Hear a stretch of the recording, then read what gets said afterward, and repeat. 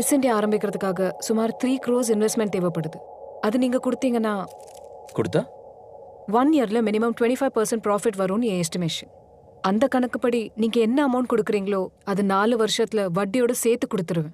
மார்க்கெட்ல இன்ன வரைக்கும் இல்லாத ப்ராடக்ட் தான் உன்னோடது. அது வந்த உடனே சக்ஸஸ் ஆகும்னு நீங்க எப்படி நம்புற?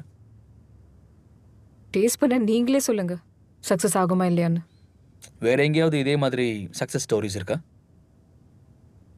இல்ல. எந்த பெரிய பிராண்ட்ஸோடையும் அசோசியேஷன்ஸ் இல்லை, எதுவும் பெரிய சக்ஸஸ் ஸ்டோரிஸும் இல்லைன்னு சொல்கிறேன். இந்த மார்க்கெட்டில் உன்னுடைய ப்ராடக்ட்டுக்கு ஒரு நெசசிட்டியும் இல்லை.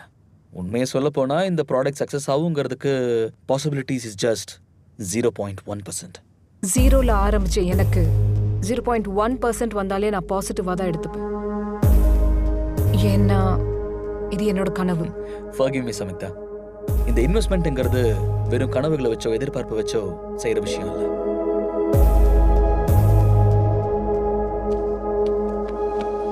ஆனால் உங்கள் இன்ட்ரெஸ்ட்டையும் இன்வால்மெண்ட்டையும் நான் பார்த்தேன்.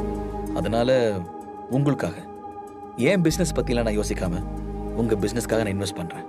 பட் ஆன் ஒன் கண்டிஷன், ஒரு வருஷத்தில் நீ சொல்கிற ப்ராஃபிட்லேருந்து 1% கம்மியான கூட வட்டியோடு சேர்த்து என் பணத்தை திருப்பி கொடுக்கணும். அது கூட சேர்த்து உன் மிஸ் இந்தியா பிராண்ட் கூட எனக்கு எழுதி கொடுத்துடணும். இந்த டீல் உனக்கு ஓகேன்னு தோணுச்சுன்னா அக்ரிமெண்ட் பேப்பர்ஸில் இப்போவே சைன் பண்ணலாம்.